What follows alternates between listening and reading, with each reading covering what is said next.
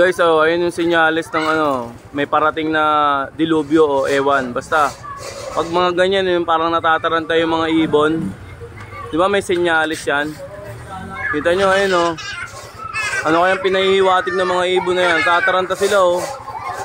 Either na may darating na bagyo, may darating na ano, paghuhukom, ano ba?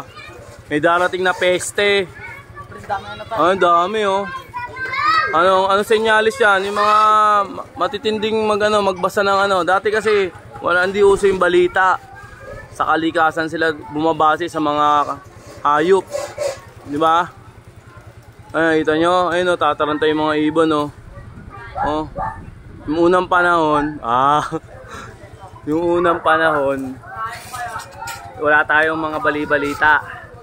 Wala tayong mga TV, internet, wala. Kalikasan lang, amoy ng hangin,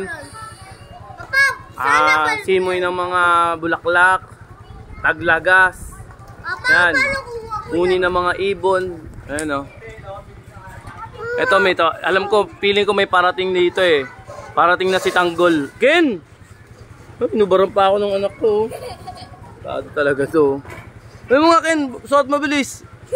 Ano, natataranta yung mga ibon, Ken oh. Ano kayang pinapatid nito? Ano? Siguro may darating na ano. May darating na pogi. Ayun oh. Oh? Tataranta yung mga ibon oh, may dilubyo darating. Kaya siguro tataranta. Unang nakakaramdam ng... Ang kulit mo. Ang kulit mo ha. Unang nakakaramdam ng mga dilubyo paparating sa atin, hayop. Yan, sila ang nakakaramdam niyan. Unang-una, ibon. Malakas ang pakiramdam ng ibon. Ayun o. Alam nila kung ano yung mangyayari. Paparating pa lang, magaganap pa lang, alam na nila. Kaya kayo, kung alam niyo yung, kung marunong kayong magbasa, kung alam niyo, nababasa niyo yung mga galawan ng mga ibon na yan. Ayun o. Ayun o. O, di ba? O, pagmasdan nyo. Di nila alam kung saan sila pupunta. Kung ano yung mga pinag-uusapan nila. Kung may parating bang unos. May parating na peste. May parating na ang parating na. Parating na ako. Parating na, ayun o. Ayun na. Di ba sabi nila, tatapusin na tayo. Hindi sabi sa banal na aklat. Sabi sa mga ang nasusulat. Minsan yung iba nangyayari.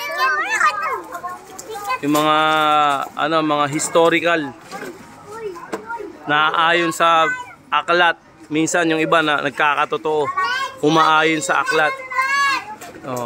Kaya kayo, baka parating na ang oras, parating na ang paghuhukom. Diba? Susupili na tayo. Kasi masyado ng maambuso ang tao. Kapang-abuso ng mga tao ngayon, oh. Kita nyo? Oh. Oh. Matakot na kayo. Kaya gumawa na kayo ng mabuti. Handaan nyo, bukas na bukas ang langit. Lahat ng ginagawa nyong kabalastugan, nakikita kayo. Hindi kayo makikita ng mata ng tao, pero sa mata ng Diyos nakikita kayo. Kaya wag na kayo manloko ng kapwa nyo, ha. Mga nasa gobyerno especially, ha. Handaan nyo, pag inabot kayo ng arma, lintik lang ang walang ganti. Pinapakain nyo sa mga pamilya nyo, bahala kayo sa buhay nyo. Lumaban kayo ng parehas, ha. Mga ibon, let's go.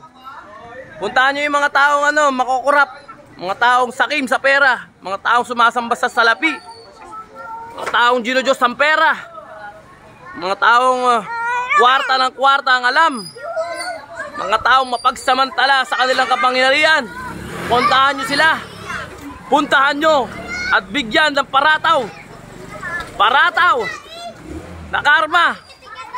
Hagupitin nyo sila ng latigo ng makapangyarihan.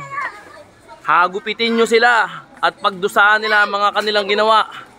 Tandaan nyo, hagupitin kayo ng karma at magbago na kayo, mga walang niya kayo.